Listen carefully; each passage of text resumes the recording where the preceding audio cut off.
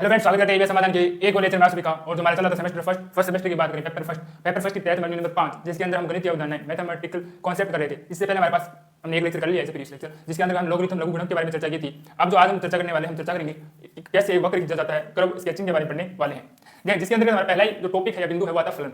फलन क्या होता है? अगर फलनों की बात करोगे तो यह क्या होते हैं? चर राशियां को मानते दो चर राशि, जैसे कोई है हमारे पास एक्स वाई, दो चर राशियां एक्स वाई किसी संक्रिया f के लिए, किसी संक्रिया f के लिए क्या हो x का मान y के निश्चित मान, हम क्या निकाले? x का कोई मान निकालते हैं जिससे कि y का भी क्या निश्चित मान हमें प्राप्त होता हो, तब हमें क्या कहते हैं? y को x का फलन कहते हैं।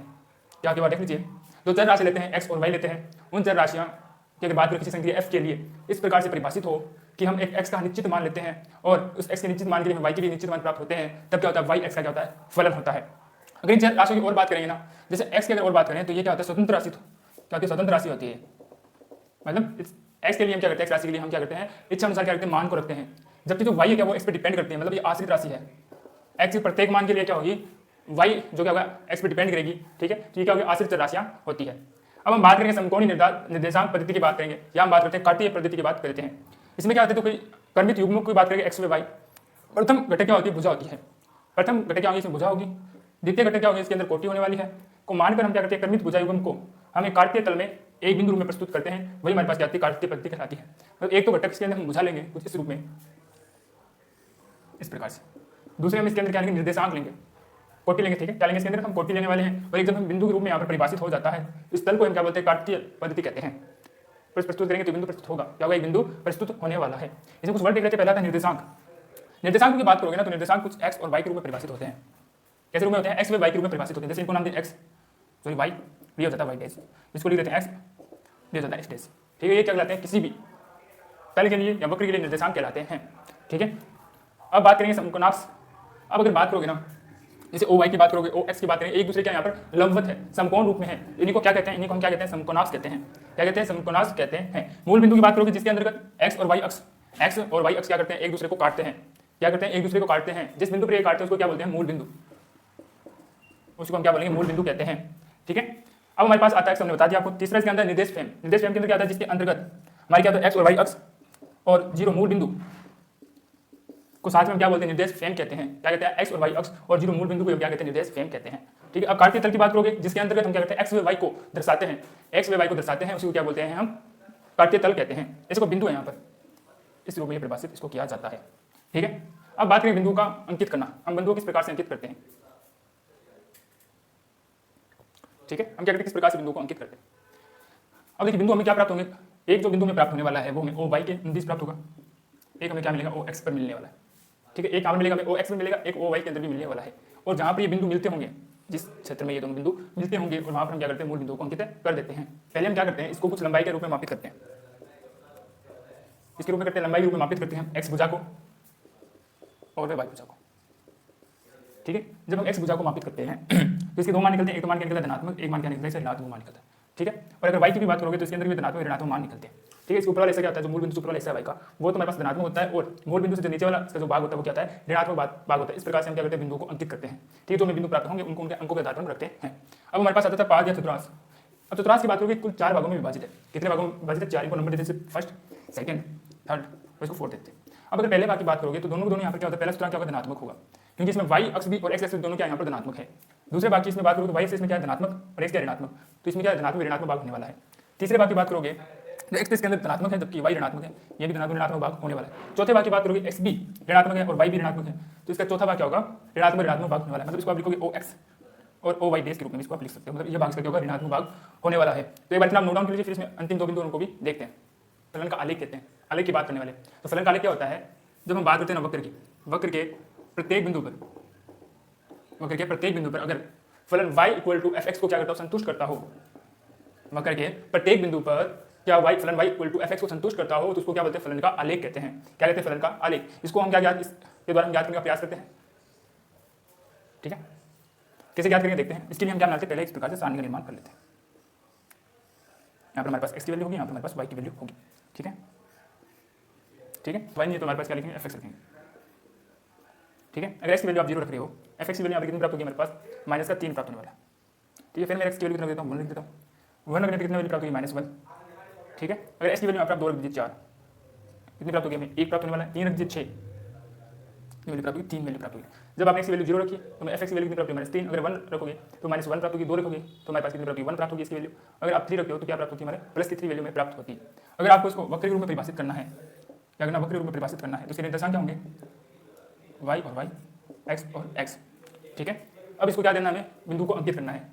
बिंदु किस प्रकार से अंकित करोगे, क्योंकि हमारे पास पैमाना क्या है यहाँ पर 3 लंबाई तक ही है, तो इसका ये तो 0 होने वाला है, तो 1 2 और 3, नीचे भी ये ऋणात्मक भाग में जाएगी तो 1 -1 केस तो -2 केस तो -3, यहाँ पर प्लस का 1 2 और 3, यहाँ पर अगर बात करो तो -1 -2 और -3, ठीक है। मैं तो हम क्या करते हैं इसमें मान रखते हुए देखते हैं वक्र किस रूप में प्राप्त होता है। जब हम रखते हैं x की वैल्यू 0 और f की वैल्यू कितनी रखते हैं -3 रखते हैं, x की वैल्यू 0 मतलब यहाँ पर आता है मेरे पास मान। अब क्या रखने वाले हैं, x की वैल्यू 1 रखेंगे, x की वैल्यू हमारे पास ये रही 1, और f की वैल्यू की बात करोगे -1,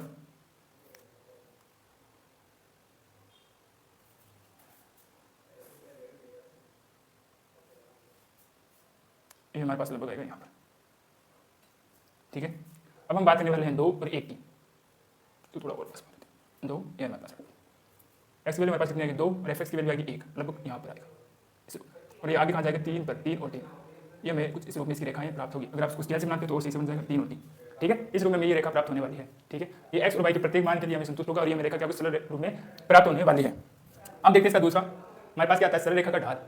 जब हम बात करते हैं सरल रेखा की समीकरण है y = a + bx की बात करोगे, जहाँ पर x अक्ष का जो कोण है वो उसकी अगर बात करोगे स्पर्श जाओगी, जहाँ x कोण है उस कोण की जो स्पर्श जाओगी वही हमारे पास क्या लिखेंगे रेखीय ग्राफिक ढाल। तो सरल रेखा समीकरण है उसमें अक्ष कोण है, उस x कोण की बात करोगे उसकी स्पर्श की बात करोगे, उसमें रेखीय जो ढाल होता है वो क्या कहलाता है हमारे पास सरल रेखा का ढाल कहलाता है। अगर y अक्ष इसको काटती होगी तो वो क्या कहलाती है हमारे पास अंतःखंड कहलाती है। अगर क्या काटे y अक्ष इसको काटे तो वो क्या कहलाती है अंतःखंड कहलाती है। देखिए अगर इसमें अगर बात करोगे y और x की वैल्यू ज्ञात करते हैं हम इसके अंतर्गत भी x और y, पहले हम क्या कर लेते हैं x की वैल्यू 0 रख लेते हैं, तो y की वैल्यू कितनी प्राप्त होती है 6, इसे y की वैल्यू 0 रख दीजिए, सॉरी y की वैल्यू 0, x की वैल्यू प्राप्त होगी -2 क्योंकि 6 तो 6 की पावर तो ये हमें कितनी प्राप्त होगी -2 प्राप्त होती है, ठीक है। इसको भी ग्राफ के रूप में निरूपित कर लेते हैं। ये हमारे पास रहा y अक्ष, ये रहा हमारे पास y, ये रहा x, इसको लिख देते हैं हम 2 4 और 6, 2 और 6, 2 4 और 6, 2 4 और 6, और पास लिख देते हैं 2 4 और 6, ठीक है। पहले हम बात करते हैं x की वैल्यू 0 और y की वैल्यू 6, मतलब यहाँ पर। फिर हम बात करते हैं y की वैल्यू 0 और x की वैल्यू -2 यहाँ पर, ठीक है। अब हमारे पास क्या होता है जो x के रूप में ये ढाल है, ये वाला कोण यहाँ पर जो कोण बनाता है इसी को बोलते हैं हम, इसी स्पर्शज्या कहते हैं। क्या कहते हैं इसकी स्पर्शज्या कहते हैं, जिसको हम tan थीटा के रूप में निकालते हैं। इसमें पास पहले इसकी वैल्यू कितनी प्राप्त होती है 6 2, ठीक है। ये आधार है इसकी करण होती है, वैल्यू कितनी प्राप्त होती है tan की टाइम हमारे पास वैल्यू प्राप्त होती है 3, कितनी प्राप्त होती है tan की टाइम प्राप्त होती है। ये इसका आधार है, ये इसका करण है, लंब बटा आधार होता है 10, तो हमने tan की टाइम याद कर लिया, इसकी ढाल कितनी निकल आती है 3 निकल कर आती है। अब बात करते हैं इसका एक समान रूप होता है समीकरण, ये होता है इसका ढाल के रूप में समीकरण, नहीं होता अंतःखंड के रूप में समीकरण। एक इसमें रूप में परिभाषित होता है, अंतःखंड के रूप में समीकरण परिभाषित होता है। आगे बात करेंगे, बात क्या करेंगे अवकलन या डिफरेंशिएशन की हम बात करने वाले हैं, इसी बात करेंगे अवकलन या डिफरेंशिएशन की बात करने वाले हैं। मैथ का टॉपिक है, केमिस्ट्री के अंदर आपको थोड़ा बहुत ये टॉपिक दिया गया है, ठीक है। पहले हम इसमें देख लेते हैं फलन की सीमाएं क्या होती है, क्या होती है फलन या फंक्शन देख लेता हूं। मैं मानता हूं मेरे पास कोई फलन दिया है y = क्या दिया है f(x) दिया गया है, जिसकी मैं सीमा क्या मान लेता हूं, वो सीमा इसके अंतर्गत इसकी l है, ठीक है। और s का जो मान होता है ना, s का जो मान होगा वो x - a के लिए क्या प्राप्त छोटा होगा, क्या होगा x - a के लिए क्या होगा प्राप्त छोटा होगा। इसको लिखते कैसे, लिमिट x से a की ओर, फलन x = क्या होगा लिमिट इसके l तक लिमिट है।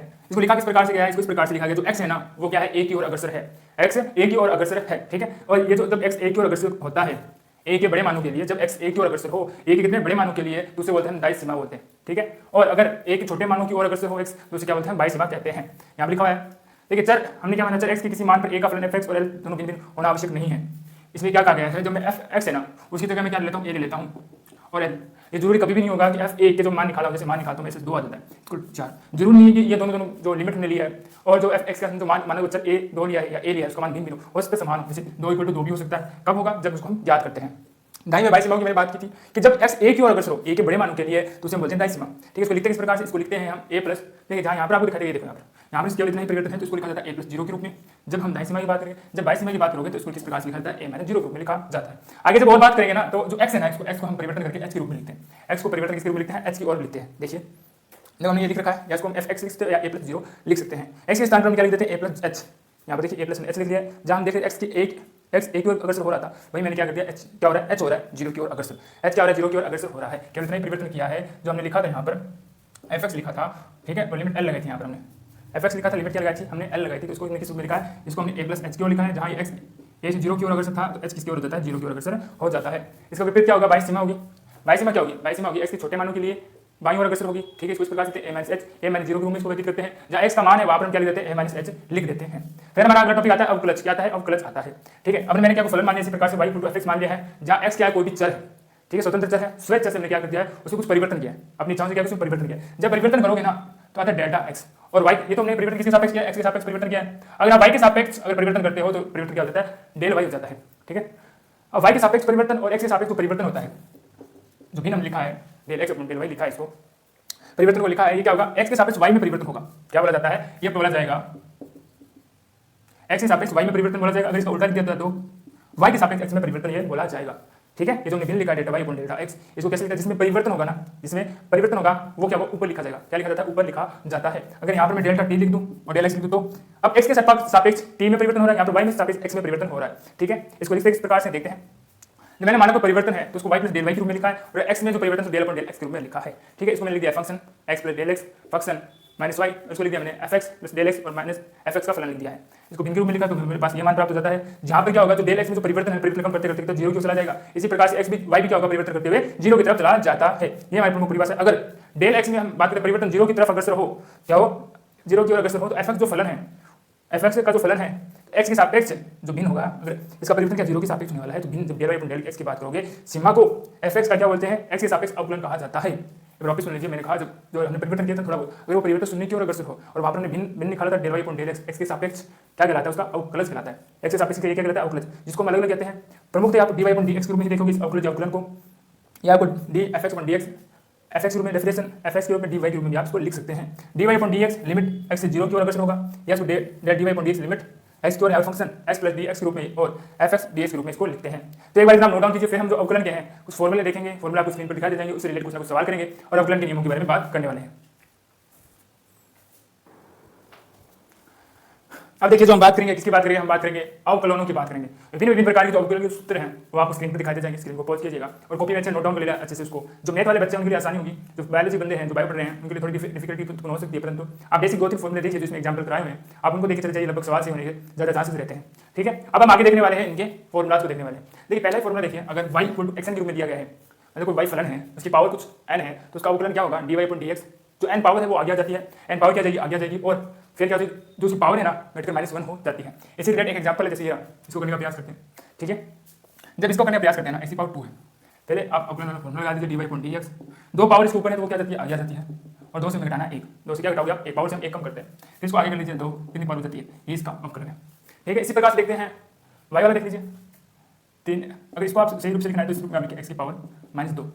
जब नीचे कोई पावर होती है ना, ऊपर आप आते हैं क्या जाती है, वो माइनस में आ जाती है। अब इसका अवकलन आप आसानी से कर सकते हो, dy अपॉन dx, -2 इसके आगे आ जाएगा और -2 में आप -1 को एक और ऐड कीजिए, तो dy अपॉन dx -2 और x की power -3, dy upon dx minus जाते हैं, नीचे क्या आ जाएगा, x की पावर 3, ये इसका अवकलन है। ठीक है, और इसका अवकलन आप अपने कीजिए, घर पर करने का प्रयास कीजिए।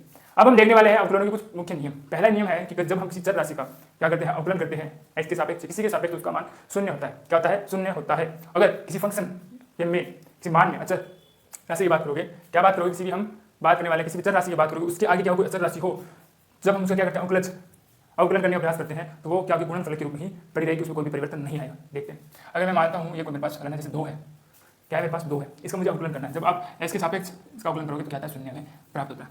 ठीक, इसी प्रकार से यहाँ पर 2 आ सकते हैं, जैसे कोई मान लीजिए कोई k आ रहा है, ठीक है, जो परिभाषित ना हो, अगर कोई मान लीजिए 10 आ रहा है, 8 आ रहा है, 800 कुछ भी है, उसका मान क्या होगा, जब आप अवकलन करोगे तो उसका मान 0 प्राप्त होने वाला है। परंतु अगर कुछ इस प्रकार से है तो, ठीक है, अब क्या होती है, कोई अचर राशि है, अचर राशि गुणनफल क्या होगा, अचर राशि से जब इनका आप क्या करोगे, y का x के सापेक्ष जब अवकलन करते हैं, y का क्या करते हैं, x के सापेक्ष जब अवकलन करते हैं ना, वो गुणनफल के रूप में रहता है। किस प्रकार देखते हैं, इसका करते हो dy अपॉन dx।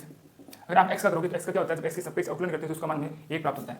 2 इस प्रकार से 2 कुछ नहीं होता, तो dy अपॉन dx का मान कितना प्राप्त होता है, हमें 2 प्राप्त हो जाता है। ठीक है, अगर हम करने का प्रयास करें, अगर कोई फलन दिया गया है y इक्वल टू 2 x की पावर 2 दी गई है, तो इसका भी इस प्रकार से, इसी प्रकार से 2 आ जाएगा, 1 पावर से कम कर दीजिए, बना जाएगा, जिसकी वैल्यू क्या दीजिए 4x। ये जो अचर राशि है, जो फलन से पहले अगर हम बात करें तो क्या वो गुणनफल के रूप में रहेगी, तो अवकलन करने के बाद में क्या रहेगी, गुणनफल के रूप में ही रहने वाली है। अब बढ़ते फलनों का गुणनफल।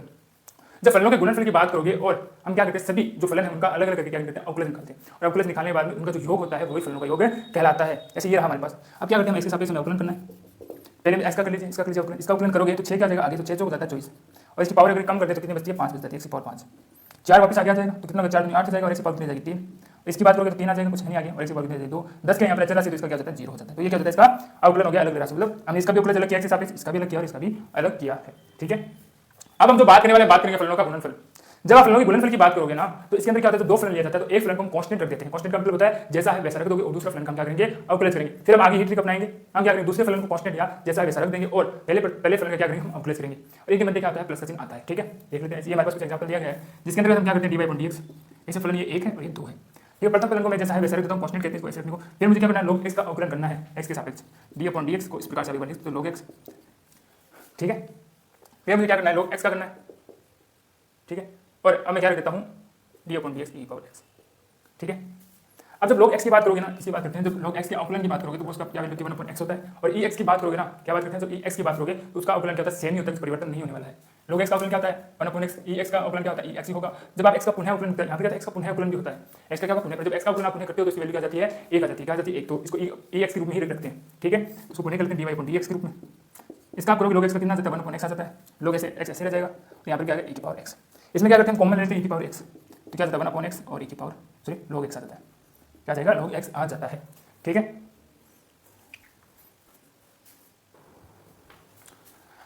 अब देखिए जो हम बात करेंगे तीन फलनों का गुणनफल। हम क्या मान लेते हैं, जैसे कोई y बराबर है, जैसे फलन कोई fx है, ये कोई फलन gx है।